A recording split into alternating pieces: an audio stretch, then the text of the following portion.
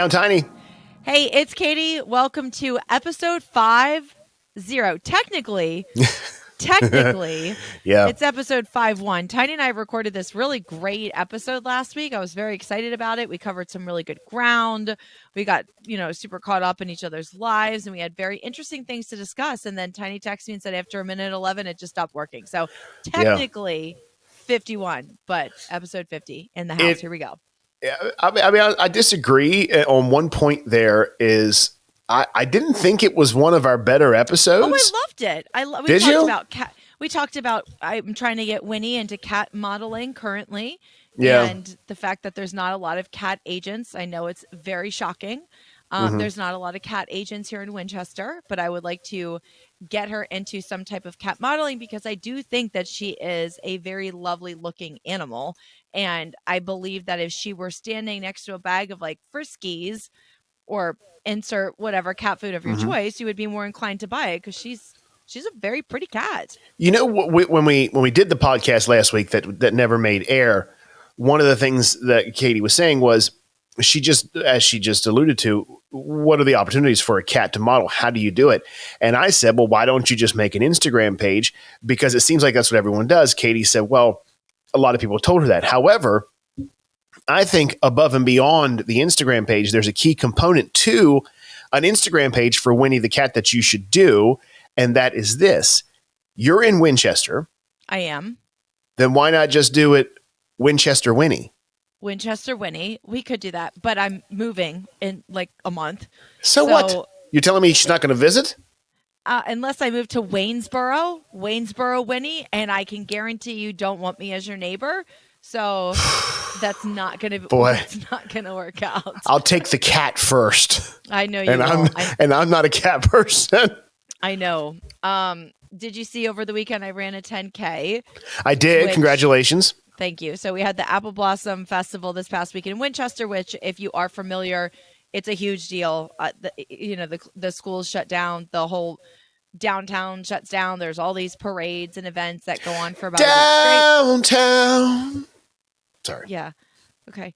But the parade was super fun, and is it the fire marshal? No, the grand marshal. The grand marshal. I don't know if she was a grand marshal, but it was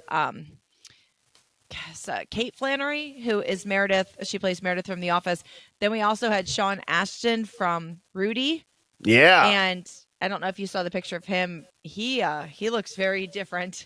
Very No, different. I didn't. So Mary told me this. She said, "Did you see Katie's picture? Sean Astin's in Winchester." And I said, "Well, I didn't." And when you told me, I'm acting like all of this is on a podcast that everyone has heard and seen. So, forgive me as I referenced last week's podcast, quote unquote, because it never made it. But you mentioned about that when we spoke last week, and I wasn't aware that the woman, the Kate Flannery or whatever, is the daughter of Sean Astin. Is that correct? There's a relation or something there? I don't think so. Oh, okay. I don't think so at all. Then that was my mistake. Feel free to Google it as we speak. Well, when you were telling me last week about this Grand Marshal here, and I went through the list of these, Sean Astin didn't show up on the thing, and you would think that'd be a big enough deal. And Kate. So when Mary was telling me this, I thought, well, there must be just some connection to somebody there. That they're going to be co-grand marshals for the Winchester. Had I known that, I probably would have come. It was a really great parade. There were a lot of sports people. I don't know because I don't really follow sports that much, but it was a lot of fun. It was. I ran into. The thing I love about events like that is I love that community feeling, those events that pull everybody out in the community, and I just run into so many people. It makes me forget how much I do love this town and how many people I really do know from the jobs that I've had, the gyms that I've joined, just being out and about. I've run into a lot of people and had a really fabulous time. And then we had the 10K on Saturday, which I came in, I think, 608th place out of 900 and some people. So not dead last. Pretty pumped about that. And I'm running a half marathon in a week and a half and not even remotely prepared for it. Right. I don't know how this is going to go. But yeah, I mean, if you ran a 10K, you got halfway there. So I don't think that you can say if you can run a 10K, you can run a half marathon. I just don't know if they're even on the same playing field. If I think at a certain point, you just go on autopilot and you just keep going. Yeah, I mean that's the plan. Yeah, that's what's going to have to happen. I know that when it comes to switching gears here, when it comes to editing and grammar, that's like your jam. I love it. So to give you a little backstory about Tiny, I've never met anybody. I think that you're a great radio DJ. I really do. I think you're wonderful at your job and you do a great job. But if you were to do anything else, you really should be a professional editor. There is nobody that can edit a paper or anything like Tiny can. It's kind of scary how unbelievably accurate he is, how he can tell you all of the rules about, I can't think like syntax and grammar and sentence formation. Sentence structure. That's not what I'm looking for, but yes, that as well.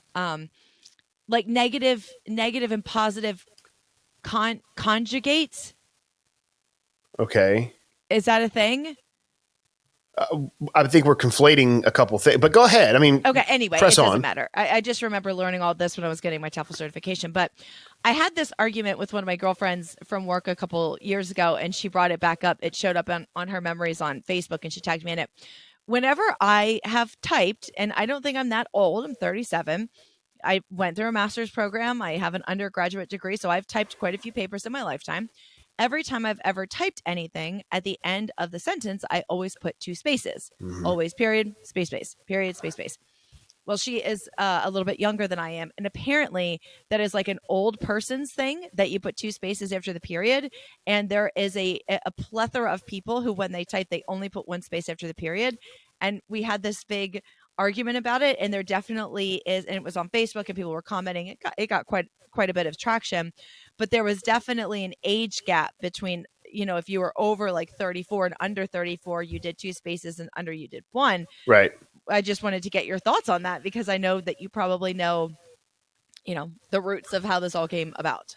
Yeah. So this has become quite the debate and hotly contested in a lot of circles. If I remember correctly, it all started because of typewriters and the way typeface would go. And then when they would print things up, the 2 spaces was more needed. It just then blended its way into how we would present it. So here's what I've come to understand. 2 spaces, while not necessarily, you couldn't classify it as incorrect or wrong, it is just simply not necessary. I have tried my best to train myself to not do it anymore. It doesn't look right. In my opinion, it just doesn't look right if there's not 2 spaces after the period. See, so for me, it's not necessarily how it looks. It is more in how it feels. It is so difficult for me. It is so ingrained that it is 2 spaces after a period that it's so tough to only do 1. Not to mention, and I just had this conversation, this part of it right here with someone not long ago, about a week ago, was even my phone, when you type, you reach the end of a sentence and you hit space bar or space, nothing happens. If you want it to go to the next sentence, you have to hit space bar twice. It will automatically put the period and get you where you need to go. So even the latest phones, by and large, are still holding fast to the 2 spaces after a period. What's right? What's wrong? I think it's just a matter of preference, quite honestly. I just don't like the look of it. I don't like the look of it. When I'm editing my kids' papers or I'm reading anything that they wrote, if there's not 2 spaces, it really bothers me. But let me put it this way. You gave me a wonderful compliment, and I of all compliments you could give me, aside from I think you're a great father now, was being good at editing papers. So I take that to heart. If I were editing your papers, I wouldn't call you out on it. Well, Tiny, when I was going through my master's program, when I first started, I was absolutely terrified, absolutely terrified. Yeah. I hadn't been in school for, 10 years. I felt like everybody was smarter than I was. They knew more than I did. I just wasn't good enough to be there. And I had panic attacks almost daily for about 3 months.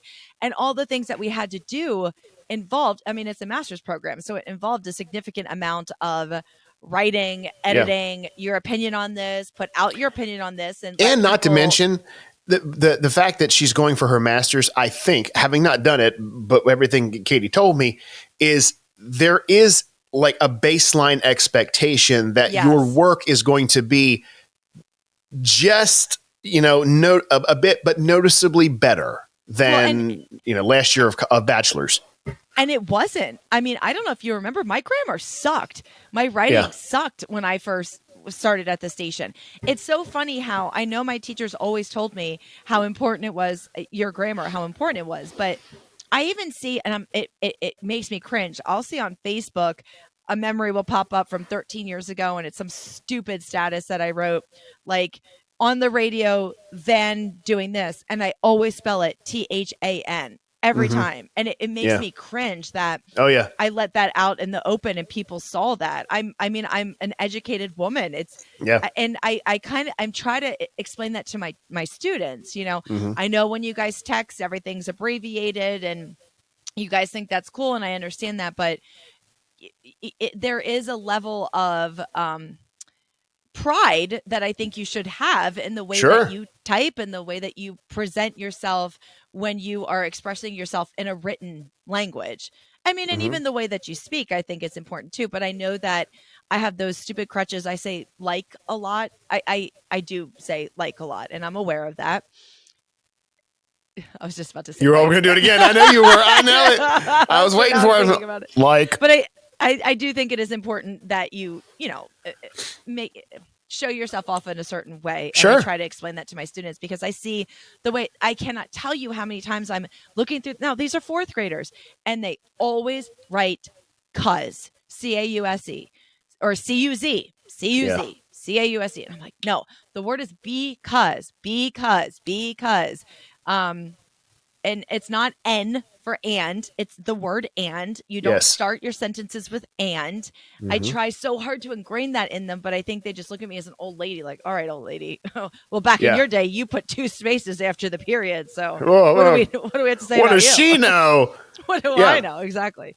I think so I remember my 9th grade English teacher.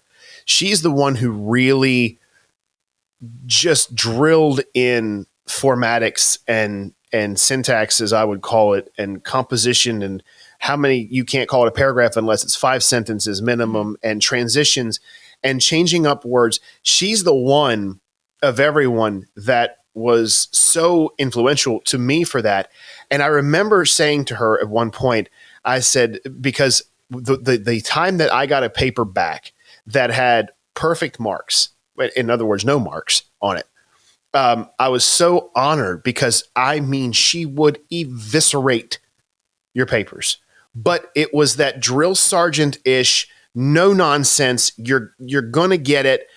If it's the last thing I do, was so important because it caused me to want to earn her respect in writing something that Miss Thornhill thought, wow, this is exactly what I'm looking for. So I remember saying to her, I thank you for, grading this paper as you did. And she said, well, obviously you did the work. And she goes, I wish more students would place a premium on writing well, like you have. And I said, well, why, we got in a conversation, and I will never forget that she said, when you write, there is zero reason to not take your time and do a good job.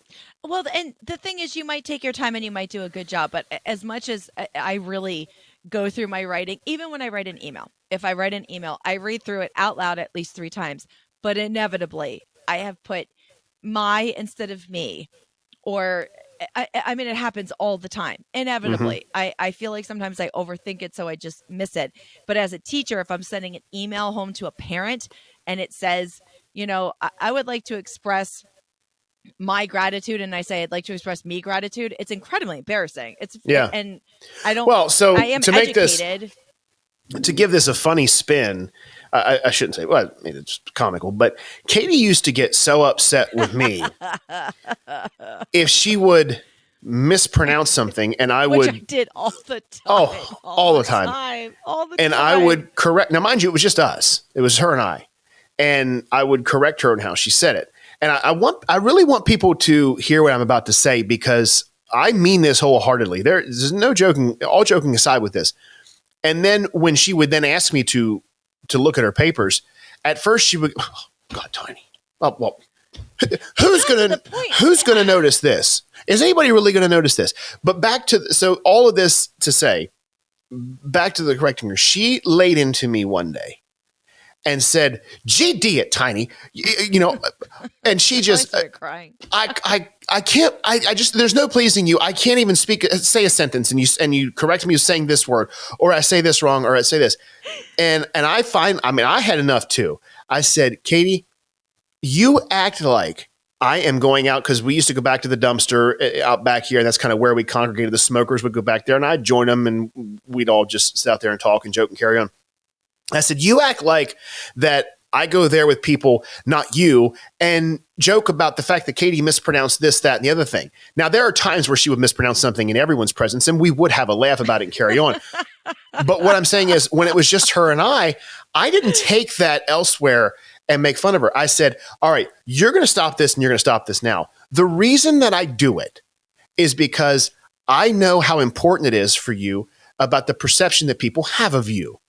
And if I think for 1 second that I can keep you or protect you from anyone looking at you as less than, I'm going to do that. That's just how I am. All right. If I didn't care, I wouldn't have done it.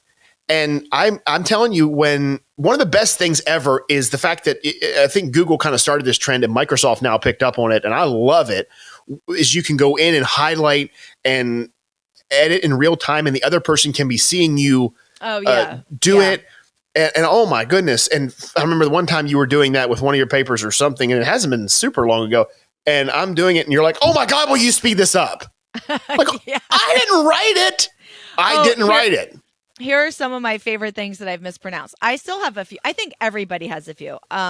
Is it you or is it my cousin? One of you cannot say an unidentified man. Is that you or is that my cousin? That's me, yes. Yeah. So Tiny, I still can't. Whenever Tiny would read the news reports and he would have to say an unidentified man did this, he always had a hard time with that. My word that I have a really hard time saying is, there's multiple, but peculiar. Nope. Yeah. That's not how you say it. No. Peculiar. No, that's not how you say it. Peculiar. Yeah, yes. I have a really hard time with that word. One of my girlfriends, she cannot say the word breakfast. It's breakfast all the time. That's my uncle. My uncle's the same way, breakfast. However much she tries to slow it down, it always comes out breakfast. But I remember the one time, here are 3 words that I used to always mispronounce with Tiny in the studio. I still do this.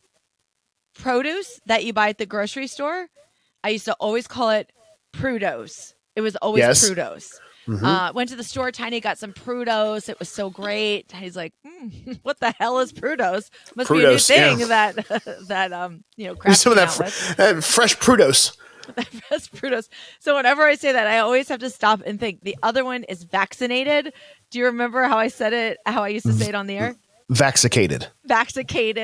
And then, do you remember when I was trying to say that we were equivalent to each other, or I would equate it to this, and the word came Equivalate. out. Equivalate.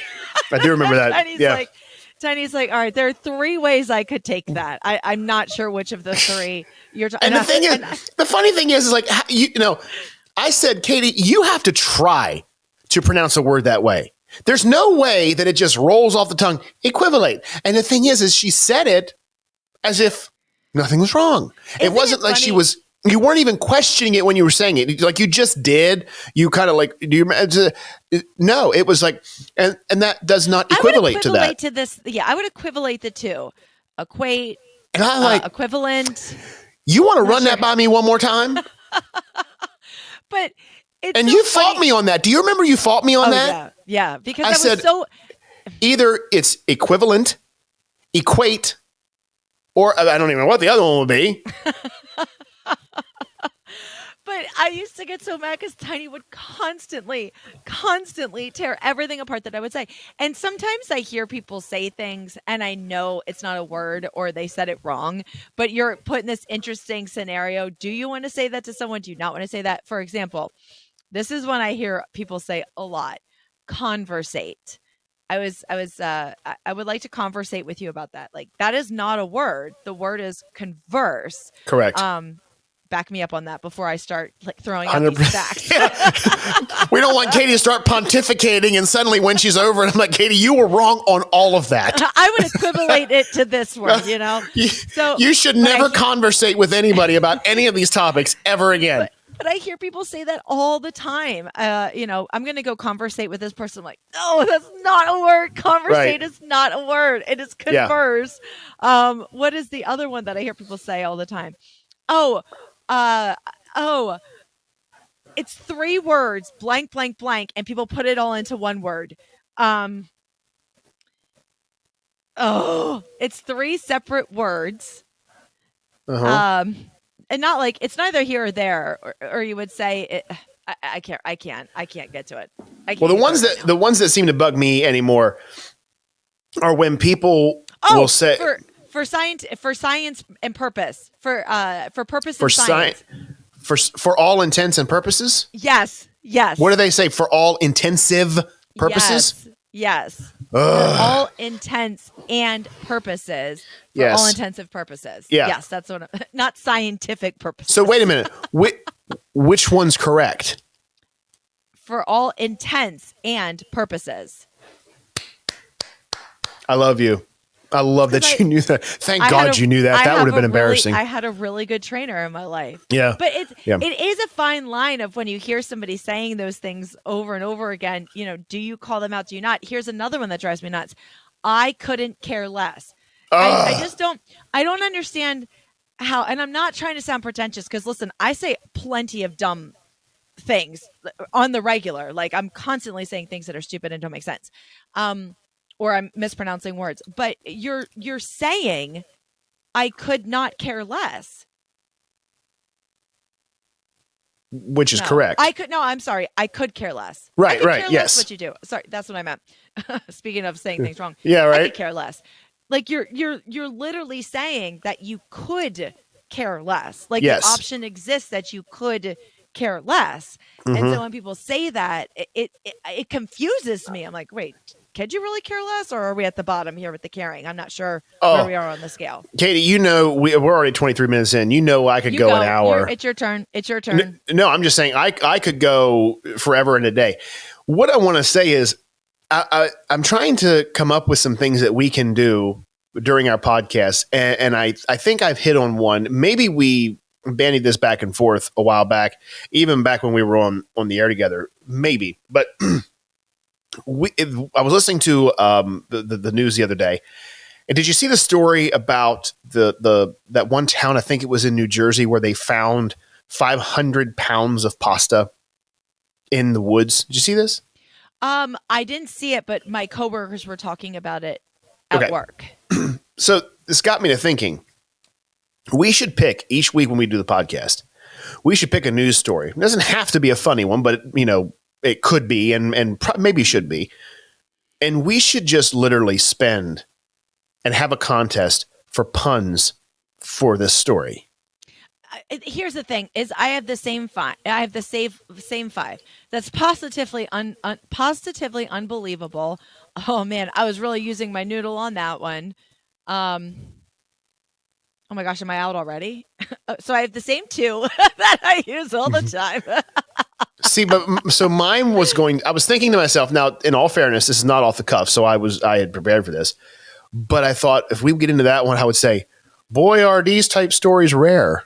That's the thing. This is why I can't do puns with you. I really enjoy punning with you because I love to pun. It's one of my favorite things to do.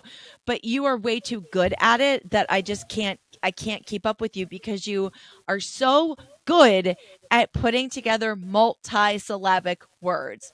You are so good at taking a really long word and breaking it up into all kinds of. Well, you act like a big pun. You act like I would be giving you this stuff off the cuff. Like, what if I gave it to you and you could prepare?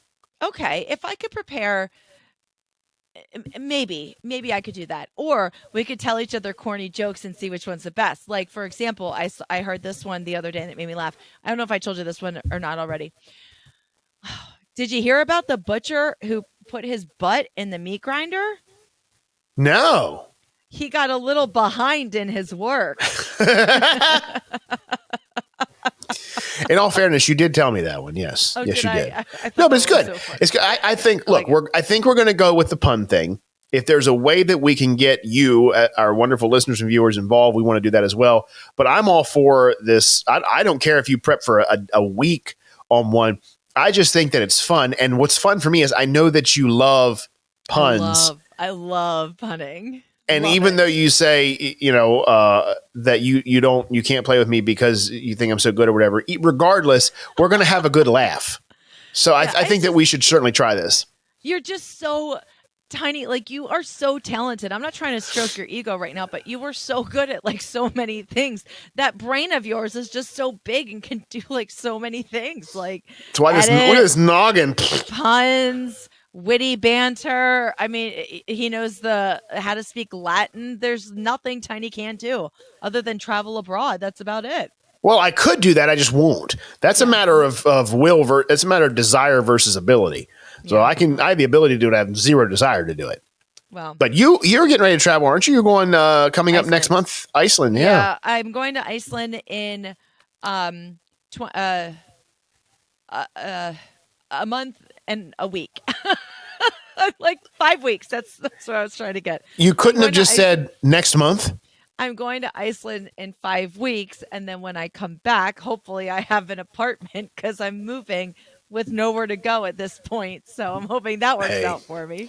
You know, I really want to drill down on why it is that you're just up and moving. It's not like it seems like it's some really big life decision that will cause you to just move. Yeah, I mean you've been alluding to it a little bit. Mm-hmm. Yeah. I mean, there's definitely a reason and a big one. I just don't know if I'm ready to, disclose all that information right now. Just leave it a big surprise, maybe put up on a billboard or something so everybody could just see it all at one time. So, you just don't want to air it out right now. Right. I don't what you're saying. I just need to dial it back a little bit. Yeah. Just need to dial it back. You just don't want to broadcast it yet. I don't want to broadcast it to everybody. Right. You're right. Yeah. 100%. I totally get it. Yeah. Yeah. I mean, you look, no matter what, I think that you're in good for standing. So, See, this is why I can't do this with you. Anyway. All right. Hey, we're out of here. Big thanks to Roots Hair Design, Route 11 in Marion. We love you. Prom season. Get the hair did, boys and girls. And she's got to get herself. She's got me coming because I need a massage. So, Katie, I'm coming for you, honey, because I need. Well, I am getting my extensions as soon as I find my apartment and actually move into a location. I will be going and getting my hair extensions. So. Do you? Excuse me. Do you know my extension? Yeah, 2264. Anyway, love you. Bye. It's the Tiny and Katie Show.